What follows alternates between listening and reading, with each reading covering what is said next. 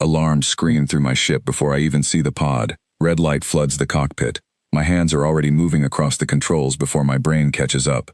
Something is out there, drifting dead in the dark, and it is broadcasting on a frequency I have never heard before. My name is Daniel Cole. I work alone, hauling scrap and salvage from wrecks nobody else wants to touch.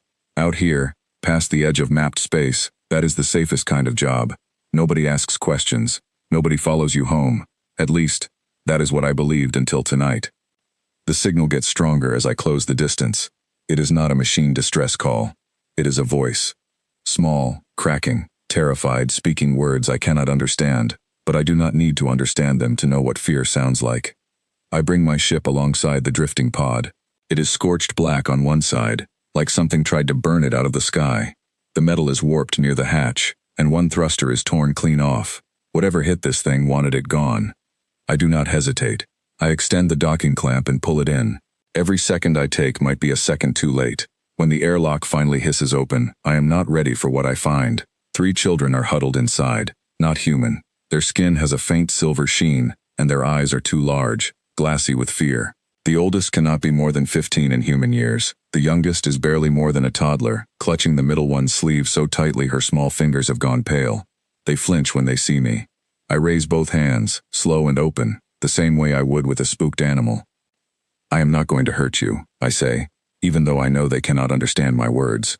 Sometimes tone matters more than language. The oldest girl studies me for a long moment. Then, in broken, halting trade speech, she says one word. Help. That single word changes everything. I get them onto my ship and seal the airlock behind us.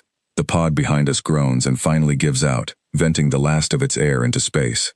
If I had been 10 minutes later, there would have been nothing left to save. The girl who speaks trade language tells me her name is Nessa. The middle child is Tira. The smallest one does not speak at all, but Tira calls her Ren, so that is the name I use.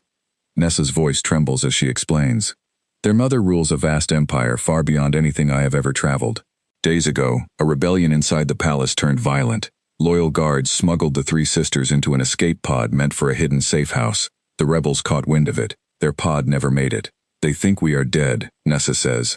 That is supposed to keep us safe. I do not know the politics of an empire I have never heard of. I do not know what it means for 3 princesses to vanish from the universe. But I know 3 children are sitting in my ship, hungry, exhausted, and hunted.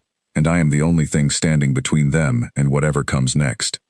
I get them food. I get them warm clothes from storage. Ren finally falls asleep on the co-pilot seat, wrapped in an old thermal blanket, her small hand still holding onto Tira's sleeve even in sleep. For a few hours, everything is quiet. Then my scanners light up again. 3 ships. Fast, sleek, unmarked except for a symbol I do not recognize. They are cutting a straight path toward my position, and they are not slowing down. Nessa sees the display and goes pale. Those are hunters, she whispers. They work for the ones who took the palace. My hands move fast now. I kill the main lights, switch the engine signature to a passive drift profile, and pull every scrap of stealth technology I have ever installed into this old freighter. It is not a warship. It was never built for this. But it has kept me alive through worse than this. I need you 3 to stay quiet and stay low, I tell them. Tira translates for Ren, who nods and presses herself smaller against the seat. The 3 hunter ships sweep past us, engines roaring, sensors pulsing outward in wide arcs. I hold my breath as one sweep passes directly over our hull. For 3 long seconds, nothing happens. Then they veer off, chasing a ghost signal I planted 20 minutes earlier using an old decoy beacon salvaged from a wrecked cargo hauler. It buys us time, not safety. They will figure it out eventually. I ease my ship deeper into a nearby asteroid field, weaving through broken rock at a speed that would terrify any sane pilot. My ship groans under the strain, but it holds. Behind me, I hear Ren whimper, and Tira's voice, soft and steady, humming something that sounds like a lullaby in her own language. Somehow, that small sound keeps me calm as much as it keeps her calm. We drift silent in the shadow of a massive asteroid for 6 hours. 6 hours of total silence, no lights, no active scanners, nothing that could give away our position. It is the longest 6 hours of my life. When I finally bring the systems back online, the hunter ships are gone, for now. Over the following days, something changes. The fear in the children's eyes softens, just a little. Ren starts following me around the ship, watching everything I do with wide, curious eyes. Tira asks endless questions about my tools, and one afternoon, she surprises me by correctly identifying a broken plasma coupling before I even finish explaining what it does. Nessa remains guarded, watchful, always positioned between her sisters and any potential danger, even when that danger is imaginary. She has the weight of an empire pressing down on shoulders far too young to carry it. One night, unable to sleep, she finds me in the cockpit staring out at the endless field of stars. "Why did you save us?" she asks. "You did not know who we were. You could have reported the wreck and let others handle it." I think about that question for a long moment before answering. "Because leaving you out there would have been wrong," I say. "It does not matter who you are. Nobody deserves to die alone in the dark." She studies me with those large silver eyes, searching for a lie she does not find. "My mother believes we are dead," she says quietly. "She believes the rebellion won completely. If she knew we were alive, she would come for us herself. But if I send a signal and it is intercepted, it could start a war that kills millions." The weight of that decision sits heavy in the cockpit between us. I do not tell her what to do. It is not my place. But I do tell her this. Whatever you decide, you do not have to decide it alone anymore. She does not answer, but something in her posture eases, just slightly. 3 days later, we run out of hiding places. My fuel reserves are dropping fast, and the safe house Nessa mentioned turns out to be compromised, destroyed in the same coup that took the palace. We have nowhere left to run. That night, Nessa comes to me with a decision made. "Send the signal," she says. "All three of us are ready." I do not fully understand what we are risking, but I trust her judgment. Together, we compose a short message, encoded in a way that only someone from the royal bloodline could authenticate.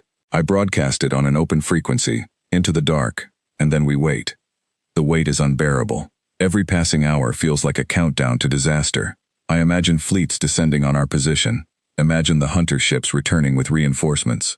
Imagine every terrible outcome my mind can invent. Then, on the second day, my sensors detect a single ship approaching, not a fleet, not an armada. One ship, moving with a quiet, controlled precision that somehow feels more unsettling than an entire battle group would. Nessa goes rigid the moment she sees the design on the display. "That is not a hunter ship," she whispers, her voice barely audible. "That is an imperial flagship. That is my mother."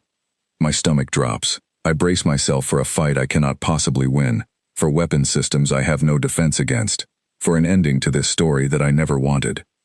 Instead, the ship simply matches my velocity and requests, calmly and clearly, permission to dock.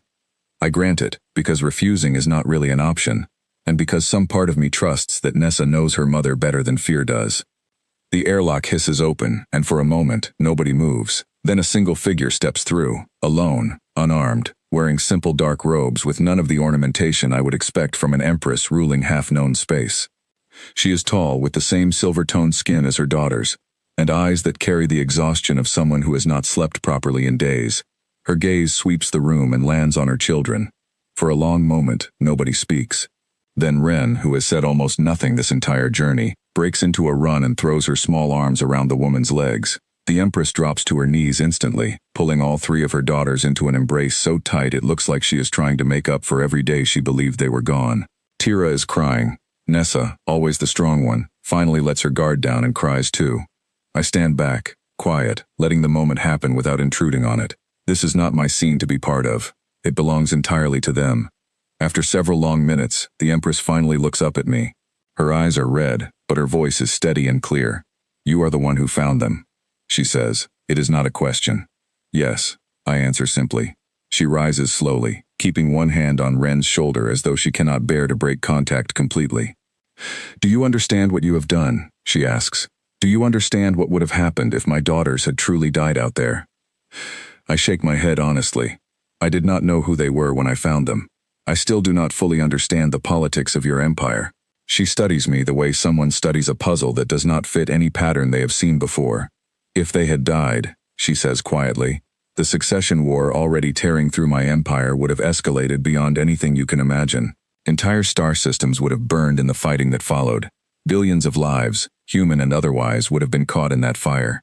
3 children in a broken escape pod were never simply 3 children. They were the only thing standing between order and total collapse." The weight of that statement settles over me slowly.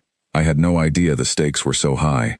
I only knew 3 frightened kids needed help, and I could not walk away from that. "Would you have done anything differently?" she asks, "if you had known?" No, I answer without hesitation. It would not have changed anything I did. Something shifts in her expression, somewhere between disbelief and quiet respect.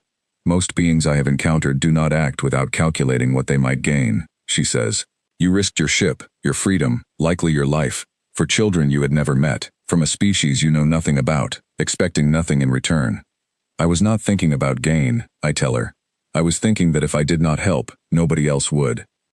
She is quiet for a long moment, studying me the way someone studies something they thought they understood completely, only to realize they did not understand it at all. Then she does something I do not expect.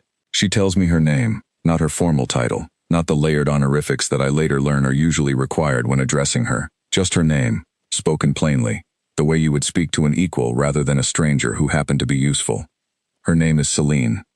I did not save them for a reward, Celine, I tell her, using her name carefully, unsure if I am even allowed to. But I am glad they are safe.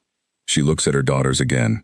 All three finally calm, finally safe, finally home, in the only way that matters right now. Then she looks back at me with an expression I cannot fully read.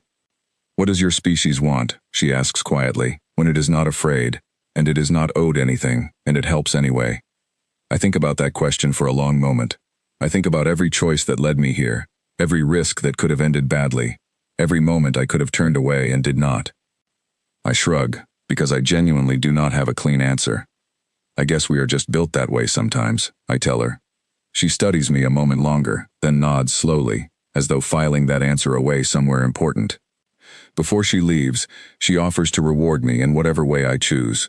Wealth, protection, standing within her empire. I decline all of it, not out of pride, but because none of it feels like the reason I did any of this in the first place. Instead, I ask for one simple thing. I ask that Nessa, Tira, and Ren get to grow up somewhere safe, away from the kind of danger that nearly took them from the universe entirely. Celine looks at me for a long time after that request. Then she nods once, firmly, like a promise sealed rather than a favor granted. As her ship prepares to leave, carrying the three sisters back toward whatever comes next for their empire, Ren runs back through the airlock one final time. She does not speak, not once during our entire journey together, but she wraps her small arms around me in a brief, fierce hug before running back to her mother's side. I stand alone in my cargo hold long after their ship disappears into the dark, the silence of my ship suddenly feeling larger than it ever has before. I do not know what happens next for their empire, whether the rebellion is crushed, whether peace holds, whether I will ever hear from any of them again. But I know this. For a handful of days in the vast emptiness between the stars, one small act of kindness held back a disaster large enough to swallow entire worlds. And somewhere out there, three girls who were never supposed to survive get to grow up because a stranger refused to look away. That is enough for me.